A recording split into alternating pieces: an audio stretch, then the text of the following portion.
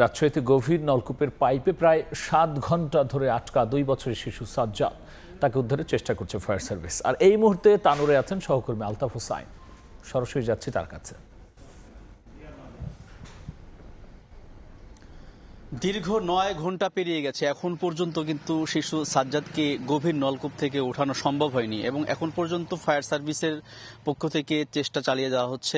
বলা যায় আসলে প্রাণপণ চেষ্টা চলছে শিশু সাজ্জাদকে জীবিত উদ্ধারের জন্য, কিন্তু আসলে এখন পর্যন্ত দীর্ঘ 9 ঘন্টা পর আসলে শিশুটি বেঁচে আছে কিনা সেটা নিয়ে কিন্তু আসলে শঙ্কা রয়েছে। যদিও এখন পর্যন্ত সবাই প্রার্থনা করছে শিশুটিকে যেন জীবিত উদ্ধার করা যায়।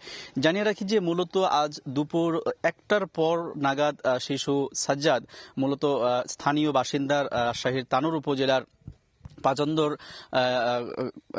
যেটি হচ্ছে এলাকার নামটি হচ্ছে কোয়েল ঘাট। এই এলাকার প্রত্যন্ত অঞ্চলে মূলত স্থানীয় বাসিন্দা রাকিব হাসানের যে শিশু সন্তান সাজ্জাদ, 2 বছরের শিশু সন্তান, সে কিন্তু গভীর নলকূপে পড়ে যায় এবং মূলত যখন পড়ে যায় 1টার পর থেকে কিন্তু আসলে উদ্ধার অভিযান শুরু হয়। স্থানীয়রা এবং পরিবারের সদস্যরা শিশুটিকে উদ্ধারের চেষ্টা চালায়, ব্যর্থ হয়ে পরবর্তীতে ফায়ার সার্ভিসকে খবর দিলে এখন পর্যন্ত 3টি ইউনিট ফায়ার সার্ভিসে তারা কিন্তু চেষ্টা চালিয়ে যাচ্ছে নানাভাবে। বিশেষ করে গভীর নলকূপ হওয়ায় আসলে বলা হচ্ছে 30 ফুটের অধিক যে গভীরতা, সেটিকে আসলে ভেদ করে শিশুটিকে উদ্ধার করাটা খুবই কঠিন এবং জটিল হয়ে পড়েছে।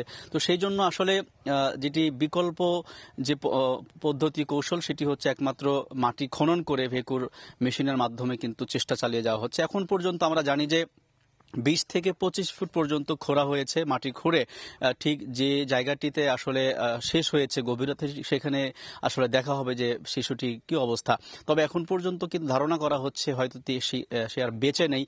তবে আমরা দেখেছি যে এই ঘটনাকে বলা যায় মর্মান্তিক একটি দুর্ঘটনা এলাকায়। এর ফলে শোকের ছায়া নেমে এসেছে এবং স্থানীয়রা যারা আছেন তারা কিন্তু এই জায়গাটি বলে রাখা ভালো যে বরেন্দ্র উন্নয়ন কর্তৃপক্ষের একটি পরীক্ষামূলক সেচ প্রকল্প ছিল, এটি স্থাপনা ছিল, সেটি মূলত আসলে প্রায় 1 বছর ধরে এটি পরিত্যক্ত অবস্থায় ছিল। অর্থাৎ সেখানে পরিত্যক্ত অবস্থায় থাকার ফলে উপরে ময়লা আবর্জনা এবং এটা আসলে অরক্ষিত ছিল বলেই এটি বলা যায় যে একটা মরণ ফাঁদ হিসেবে এটি রয়ে গিয়েছিল, বিধায় কিন্তু এমন একটি দুর্ঘটনা ঘটেছে। এবং যেটি হচ্ছে যে এখন পর্যন্ত আমরা যেটি আপডেট জানাতে পারি, উদ্ধার অভিযান চলছে, আরও প্রায় যে খননের কাজ চলছে, মাটি খনন, সেটি আরও 1 ঘন্টা 1.5 ঘন্টা নাগাদ চলবে এবং পরবর্তীতে আসলে জানা যাবে যে আসলে তাকে শেষ পর্যন্ত জীবিত উদ্ধার করা যায় কিনা।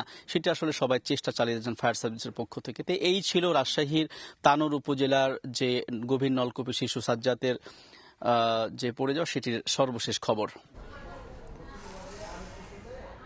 পাইপে আটকে যাওয়া শিশুকে উদ্ধারের সবশেষ নিয়ে আমরা সরাসরি ছিলাম ঘটনাস্থলে।